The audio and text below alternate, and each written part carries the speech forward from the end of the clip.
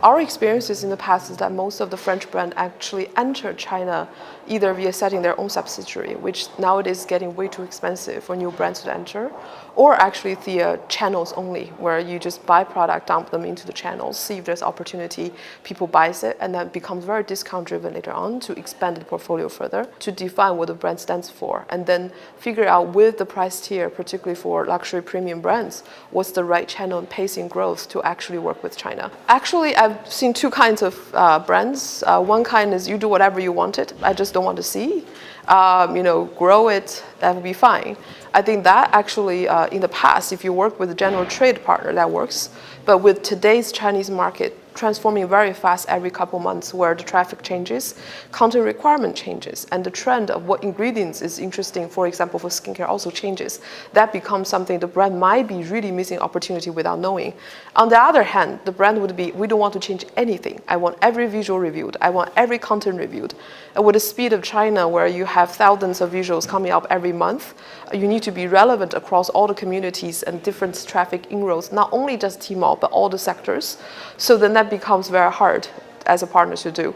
So that balance between the trust you have with the right partner and making sure this partner understands your brand, and you actually have candid discussion about where the product should be sold at what price and how do you work with influencers together, how do you work with live online events together. So that, I think, is very much more the way it should be going. And the third piece is a lot of the partners in Europe are sort of having this concept of, or something I've never seen, actually seen much less with the US brands, which is the concept of control, which means even you have a trusted partner, you have very good results. As you grow big, you want to cut up the distribution, so you're not controlled by one person. But in reality, you're locking the best team in China. That's the most valuable. I think, first of all, beauty is staying much more extreme. So you either have very pricing-wise, it's premium brand or actually affordable brand. The brands stuck in the middle are very difficult. Or you have derma brand or clean, healthy beauty brand.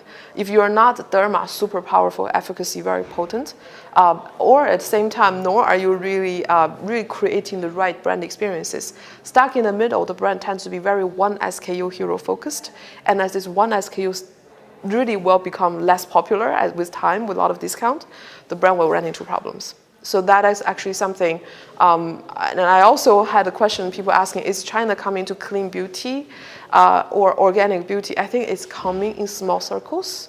The general market is learning about it, observing. But if you're talking about the tier 2, 3, 4, 5 cities in China, not Shanghai and Beijing, I think there's still some time to go. The Chinese consumer definitely seek the most advanced and powerful, efficacy-driven type of experiences. They want to be wowed. And it's not easy to wow them. They actually have very strong pain tolerance. They have very strong opinion about the ingredients, the potency they're looking for, efficacy they're looking for.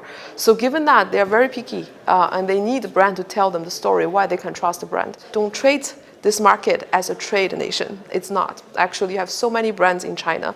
You have brands all over the world in China. Now, today, entering China successfully, it's a lot harder, but much more sure, because consumers are learning about new brands. They're looking for new brands at the same time.